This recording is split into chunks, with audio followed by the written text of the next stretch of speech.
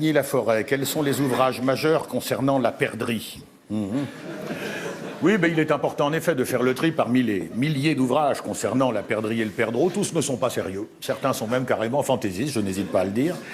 Bon, on peut en citer 5, je pense que c'est suffisant pour une première approche. Alors, en commençant par l'excellent livre de Gérard Thibaudein, Je chasse la perdrix.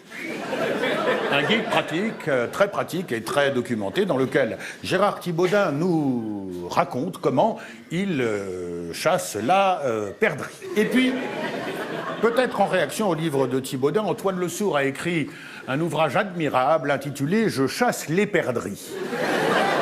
Dans ce livre, Antoine Le Sourd démontre, exemples à l'appui, qu'il n'y a pas qu'une seule perdrix sur la Terre. Et qu'il est donc absurde d'écrire, comme l'écrit Thibaudein, je chasse la perdrix, puisqu'alors une fois l'unique perdrix chassée, ben, il n'y a plus rien à chasser. Hein, Antoine Le Sourd estime donc que seule la formule je chasse les perdrix est intelligente. Et puis, en réaction cette fois au livre d'Antoine Le Sourd, Gérard Thibaudein a écrit un second ouvrage, un peu polémique, c'est vrai, mais d'une lecture agréable, intitulé Je chasse la perdrix morte.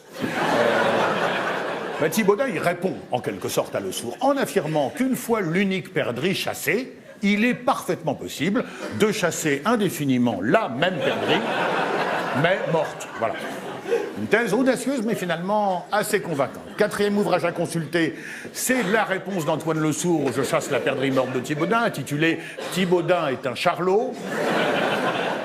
Bon, il est principalement question de Gérard Thibaudein dans ce livre, mais on trouve tout de même quelques passages assez émouvants sur la parade amoureuse de la perdrix. Et puis pour terminer, un ouvrage essentiel, c'est le livre de Gérard Thibaudein, intitulé Des cons comme Antoine Le Sourd, ça donne envie de pleurer.